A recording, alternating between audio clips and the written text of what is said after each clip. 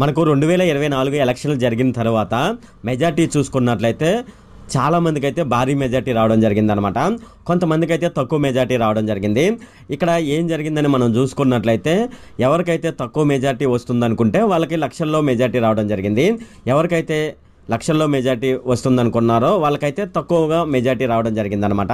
వీళ్ళు ఏమనుకుంటున్నారంటే ఈవీఎంలు హ్యాక్ చేయబడింది కాబట్టి మనకి ఇక్కడ ఈ విధంగా మెజార్టీ రావడం జరిగిందని చాలా మంది అయితే అనుకుంటున్నారనమాట. అయితే ఎటువంటి మెజార్టీ లేకుండా ఎవరైతే ఓడిపోతారో ఆ పార్టీ ఎమ్మెల్యేలు ఎంపీలు కంపల్సరీగా ఈవీఎంలు హ్యాక్ చేయడం వల్ల ఇటువంటి సంఘటనలు జరిగాయి, దానివల్లే మేము ఓడిపోవడం జరిగిందని వాళ్ళైతే ఈవీఎంలు హ్యాక్ చేశారని వాళ్ళైతే ఆరోపిస్తున్నారనమాట. అయితే మనం ఈ వీడియోలో ఈవీఎంలను హ్యాక్ చేయవచ్చా, హ్యాక్ చేయలేమా అనే విషయాలు మనం ఈ వీడియోలో డిస్కస్ చేద్దాము. అంతేకాకుండా మనకు టెస్లా మోటార్స్ కంపెనీ CEO అయిన ఎలన్ మాస్క్ కూడా ఈవీఎంలను హ్యాక్ చేయడానికి సాధ్యపడుతుంది అని అయితే చెప్పడం జరిగిందనమాట. సో ఈ విషయాలు అయితే మనం ఈ వీడియోలో డిస్కస్ చేద్దాము. ఈ వీడియోలోకి వెళ్ళే ముందు నాదొక రిక్వెస్ట్ అండి, అదేమిటంటే ఈ వీడియో కనుక మీకు నచ్చినట్లయితే ఇక్కడ క్రింద ఉన్న రెడ్ కలర్ సబ్స్క్రైబ్ బటన్ మీద అయితే ప్రెస్ చేయండి. ఇలా మీరు రెడ్ కలర్ సబ్స్క్రైబ్ బటన్ మీద ప్రెస్ చేయడం వల్ల నేను చేసిన ప్రతి ఇన్ఫర్మేషన్ వీడియో అనేది అందరికంటే ముందు అప్డేట్ రూపంలో మీ మొబైల్కి అయితే చేరిపోతుంది. ఇప్పుడు మనం వీడియోలోకి అయితే వెళ్ళిపోదాం. ఈవీఎంలను హ్యాక్ చేయవచ్చని ఎలన్ మాస్క్ అయితే చెప్పడం జరిగిందనమాట. ఎలక్ట్రానిక్ ఓటింగ్ యంత్రాలను కంపల్సరీగా హ్యాక్ చేసే అవకాశం ఉందని ఎలన్ మాస్క్ చెప్పడం జరిగిందనమాట. ఒకవేళ మనం ఈవీఎంలు హ్యాక్ చేయకుండా ఉండాలంటే మనం పేపర్ బ్యాలెట్ని వాడడం మంచిదని ఎలన్ మాస్క్ అయితే చెప్పడం జరిగిందనమాట. అంతేకాకుండా వీటిని వ్యక్తులు లేదా AI సహాయంతో హ్యాక్ చేసే ప్రమాదం ఉందని అతను చెప్పడం జరిగింది. ఇలా హ్యాక్ అవడం వల్ల దేశానికి తీవ్ర నష్టం కలుగుతుందని చెప్పడం జరిగిందనమాట. అంతేకాకుండా ఎలన్ మాస్క్ ఈ విషయాన్ని తన ఎక్స్ ఖాతాలో ట్వీట్ చేయడం జరిగిందనమాట. ఇలా చేసిన తర్వాత ఇది ఇండియాలో ఒక పెను దుమారం రేగిందని మనం చెప్పవచ్చు అనమాట. భారత ఎన్నికల ఫలితాలు అయితే మనకు ఈ నెల 4వ తేదీన అయితే విడుదల చేయడం జరిగిందనమాట. అప్పటి నుంచి ఈవీఎంలపై రచ్చ కొనసాగుతూనే ఉంది. ఈవీఎంల పనితీరుపై రాహుల్ గాంధీ లాంటి నేతలు ఏనాటి నుంచో సందేహాలు వ్యక్తం చేయడం జరిగిందనమాట. ఇక ఎలన్ మాస్క్ ఈవీఎంలను హ్యాక్ చేయవచ్చని చేసిన కామెంటు ఏకంగా కేంద్ర ప్రభుత్వం సమాధానం చెప్పడంతో ఈ ఈవీఎంలకు సంబంధించిన వార్ అనేది మరింత ముదిరిందని చెప్పవచ్చు. ఇటీవల మహారాష్ట్రలో ఈవీఎంలను OTP ద్వారా అన్లాక్ చేశారని ఒక ఆరోపణ అయితే రావడం జరిగిందనమాట. ముంబైలోని నార్త్ వెస్ట్ నుంచి బరిలో దిగిన శివసేన ఎంపీ రవీంద్ర వైకర్ బంధువు మొబైల్ ఫోన్ సహాయంతో ఈవీఎంలను OTP ద్వారా హ్యాక్ చేయడం జరిగిందని ఆరోపణలు అయితే రావడం జరిగిందనమాట. దీనికి సంబంధించి పలువురు విపక్ష నేతలైతే పోలీసులకైతే ఫిర్యాదు చేయడం జరిగింది. ఈ నియోజకవర్గంలో షిండే గ్రూప్కు చెందిన శివసేన ఎంపీ రవీంద్ర వైకర్ కేవలం 48 ఓట్ల తేడాతో గెలుపొందడం జరిగిందనమాట. దీంతో ఎన్నికల అధికారి మొబైల్ ఫోన్తో OTP ద్వారా ఈవీఎంలను అన్లాక్ చేశారని ఆరోపణ అయితే చేయడం జరిగింది. దీనిపై ఎన్నికల సంఘం ఏ విధంగా స్పందించిందని మనం చూసుకున్నట్లయితే ఈవీఎంలను అన్లాక్ చేసేందుకు ఎలాంటి OTPలు అవసరం లేదని, ఇవి దేనికి కూడా కనెక్ట్ కావని వాళ్ళైతే చెప్పడం జరిగిందనమాట. రాహుల్ గాంధీ కూడా ఈవీఎంలపై తన పోరును అయితే కంటిన్యూ చేస్తూ ఉన్నాడనమాట. ఎలన్ మాస్క్ చేసిన ట్వీట్కు సపోర్ట్గా రాహుల్ గాంధీ అయితే నిలవడం జరిగింది. రాహుల్ గాంధీ ఏమని చెప్పారని చూసుకున్నట్లయితే ఈవీఎం బ్లాక్ బాక్స్ లాంటివని కామెంట్ చేయడం జరిగింది.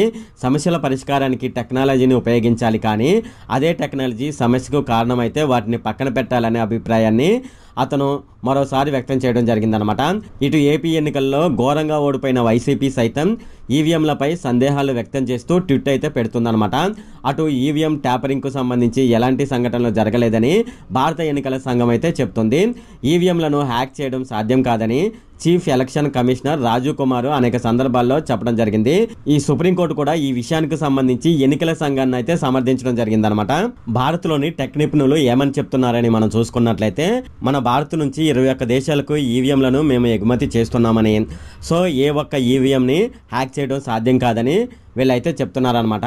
భారత్లోని ఈవీఎంలు ఇతర దేశాల్లో వాడుతున్న ఈవీఎంలు ఒకటి కాదని వాళ్ళైతే చెప్పడం జరిగింది.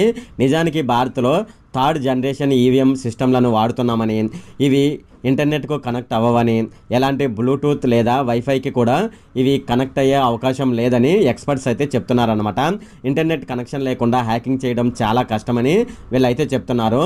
అలాంటిది అసలు కనెక్షన్ లేని భారత్ ఈవీఎంలను ఎలా హ్యాక్ చేస్తారని వాళ్ళైతే ప్రశ్నిస్తున్నారనమాట.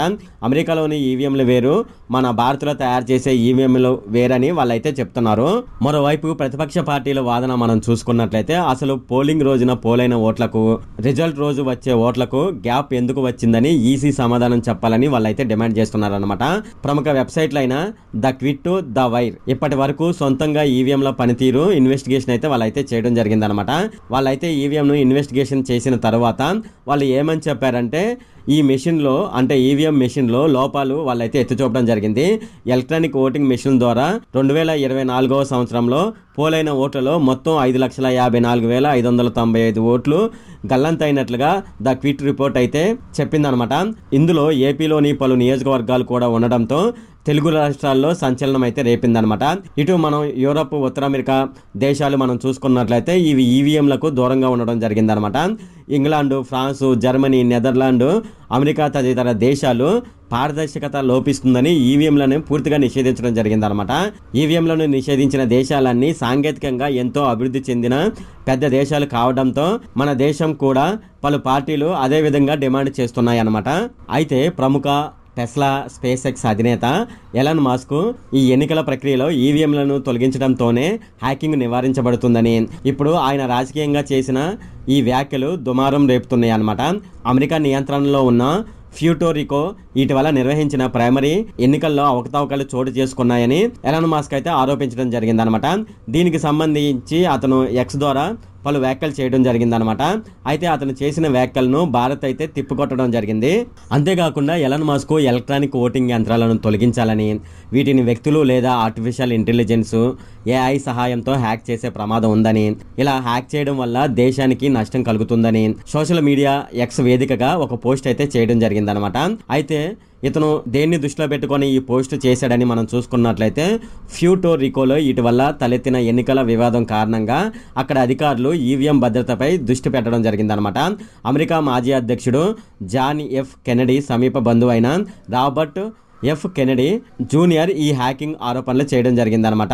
ఈవీఎంలో అవకతవకలు చోటు చేసుకున్నాయని, పేపర్ ట్రయల్ ఉంది కాబట్టి సమస్య గుర్తించామని ఆయన చెప్పడం జరిగిందనమాట. ఈ సమస్యలను అంటే ఈ హ్యాకింగ్ సమస్యలను నివారించాలంటే పేపర్ బ్యాలెట్ తీసుకురావాలని అతను డిమాండ్ చేయడం జరిగింది. ఈ ఆరోపణల నేపథ్యంలో ఎలాన్ మస్క్ సోషల్ మీడియాలోనైతే ఈ ట్వీట్ చేయడం జరిగిందనమాట. అయితే ఎలాన్ మస్క్ ఈవీఎంలపై చేసిన వ్యాఖ్యలపై బీజేపీ నేత, మాజీ కేంద్ర మంత్రి Rajeev Chandrasekhar social media X వేదికగా ఈ విషయం గురించి స్పందించడం జరిగిందనమాట. మస్క్ ప్రకటన అన్నింటికి కలిపి అంటే మాస్క్ చేసిన ట్వీట్లు అన్నిటికీ కలిపి అతను ఒక రిప్లై ఇవ్వడం జరిగిందనమాట. అదేమిటంటే సాధారణ కంప్యూటర్ ప్లాట్ఫామ్ వాడి ఇంటర్నెట్కు అనుసంధించేలా తయారు చేసిన ఈవీఎంలను వినియోగించే అమెరికా లేదా ఇతర దేశాల్లో నిజం అనుకోవచ్చు, కానీ భారత్లో తయారు చేసిన ఈవీఎంలు ఏ నెట్వర్క్ లేదా మీడియాతో కనెక్ట్ అవ్వవని, ఆ విధంగా వీటిని డిజైన్ చేయడం జరిగిందని కేంద్ర మంత్రి రాజీవ్ చంద్రశేఖర్ అయితే చెప్పడం జరిగిందనమాట. వీటిని బ్లూటూత్, వైఫై, ఇంటర్నెట్తో కనెక్ట్ అవ్వవని, వీటిని రీప్రోగ్రామింగ్ చేయడానికి కూడా వీలు పడదని, భారత్లో తయారు చేసిన ఈవీఎంలు ఇతర దేశాల్లో రూపొందించుకోవచ్చని ఆయన సూచించడం జరిగిందనమాట. ఇది ఫ్రెండ్ ఈ వీడియోలో. ఫ్రెండ్ ఈ వీడియో కనుక మీకు నచ్చినట్లయితే ఇక్కడ కింద ఉన్న రెడ్ కలర్ సబ్స్క్రైబ్ బటన్ మీద అయితే ప్రెస్ చేయండి. అలాగే ఈ వీడియోని మీ ఫ్రెండ్స్ అండ్ ఫ్యామిలీ మెంబర్స్కి అయితే షేర్ చేయండి. అలాగే ఈ వీడియోకి సంబంధించి ఏమైనా కామెంట్లోని అనుకోండి, నాకు తప్పనిసరిగా కింద ఉన్న కామెంట్ సెక్షన్లో అయితే తెలియజేయండి. ఈ వీడియో ఇంతే friend. Okay, thank you friend.